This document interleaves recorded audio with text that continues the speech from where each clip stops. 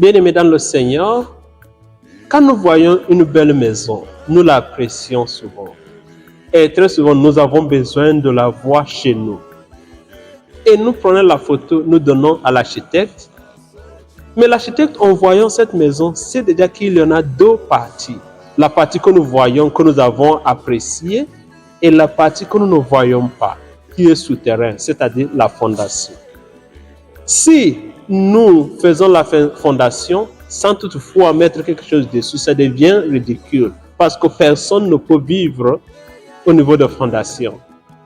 Et si nous mettons une belle structure sans fondation, ça devient aussi ridicule parce que ça ne tiendrait pas. Une maison, c'est l'ensemble de structures que nous voyons et les structures que nous ne voyons pas qui est souterrain, la fondation. C'est la même chose aussi avec notre vie. Il y a cet adage qui dit souvent que la vie est spirituelle. Mais très souvent, il y a des gens qui veulent dire le contraire. Mais je pense que les lectures d'aujourd'hui ont mis fin à cet argument pour dire que notre destin est spirituel. Dans la première lecture d'aujourd'hui, Ezra a lu la parole de Dieu, la loi du Seigneur devant les peuples, et ils ont pleuré. En fait, ce qui s'est passé, c'est que après l'exil, Néhémie et Ezra, qui étaient prêtres, ils se sont rendus compte que cette reconstruction physique est nécessaire, le mur, le temple, mais la société juive a une fondation spirituelle. Et s'ils sont allés en exil, c'est parce que le peuple a marché contre cette fondation spirituelle. Et ils savaient aussi que si on mettait les structures physiques, le temple, et ainsi de suite, sans reconstruire la fondation spirituelle, ces structures physiques vont encore retomber. Et voilà pourquoi ils ont jugé bon de reconstruire la fondation spirituelle. Et c'est ce qui s'est passé aujourd'hui dans la première lecture. Dans l'évangile aussi, Jésus commence sa mission et guidé par l'Esprit Saint, il entre aux synagogues, on lui remet le rouleau du prophète Isaïe. Il l'ouvre et trouve là où l'Écriture sainte parle de lui-même.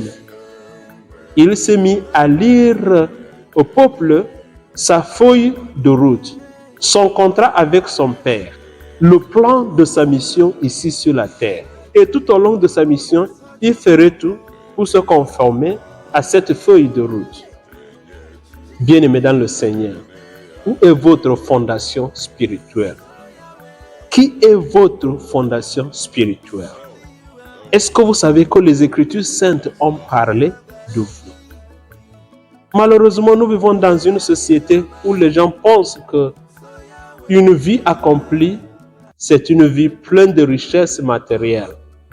Mais non, comme prêtre, j'ai déjà vu, et je pense que certains d'entre vous ont aussi déjà vu des gens riches et aussi en bonne santé, mais qui ne sont pas à l'aise parce qu'ils estiment qu'ils mènent une vie non accomplie, parce qu'ils ressentent le vide interne. Nous avons besoin de richesses matérielles. Nous avons besoin de l'argent. Nous devons porter les habits. Pour atteindre d'autres missions, nous pouvons avoir la voiture et ainsi de suite. Mais penser qu'une vie réussie, c'est une vie passée en luxure physique uniquement, c'est une erreur grave. Et je voulais attirer notre attention. Souvent, je me pose la question, qu'est-ce que les ermites et les moines ont découvert que nous, aujourd'hui, nous avons ignoré ou bien nous ignorons encore? Ce sont des gens qui ont quitté le monde. Nous avons ce qu'on appelle Fugamundi. Ce sont des gens qui ont quitté la société, qui ont abandonné tout, les richesses de leur famille, pour aller suivre Dieu de manière radicale. Ils ont laissé tout. Mais les gens les ont suivis là où ils sont. Et regardez, dans le monde chrétien, presque toutes les grandes villes ont été construites autour d'un monastère ou bien d'une église. Qu'est-ce qu'ils ont découvert que nous n'avons pas découvert aujourd'hui? La réponse est très simple. Une vie réussite, une vie accomplie, n'est pas uniquement une vie passée dans le luxe, dans la voie matérielle. Bien-aimés dans le Seigneur, le message que je voudrais passer aujourd'hui, c'est que si nous voulons vivre, si nous voulons mener une vie accomplie, nous devons avoir une fondation spirituelle. Nous devons avoir une alliance avec Dieu. Et pour nous les chrétiens, la parole de Dieu nous aide à établir cette fondation spirituelle. La parole de Dieu nous aide à nouer cette alliance avec Dieu. Vous voulez étudier, vous commencez un boulot, vous voulez commencer un business ou quoi que ce soit, il faudrait que ce soit fondé sur une base spirituelle.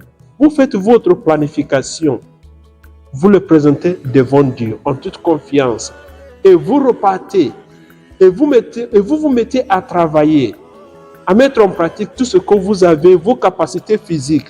Vous mettez ça en pratique avec confiance en Dieu, sachant bien que tout ce qui va arriver, c'est la volonté de Dieu à base de votre prière. C'est ce que ça veut dire avoir une base spirituelle, une fondation spirituelle.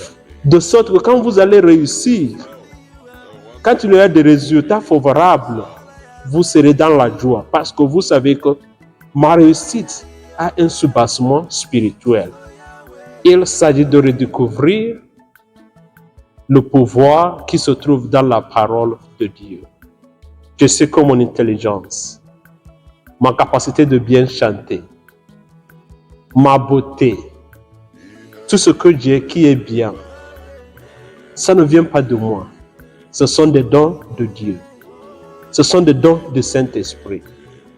Et je suis l'élan de l'Esprit Saint. J'établis une alliance avec l'Esprit Saint. Je m'abandonne à l'Esprit Saint. Parce que je sais que tout ce que je suis, c'est par sa grâce. Que la joie du Seigneur soit votre force. Et que Dieu Tout-Puissant vous bénisse, le Père, le Fils et le Saint-Esprit. Amen.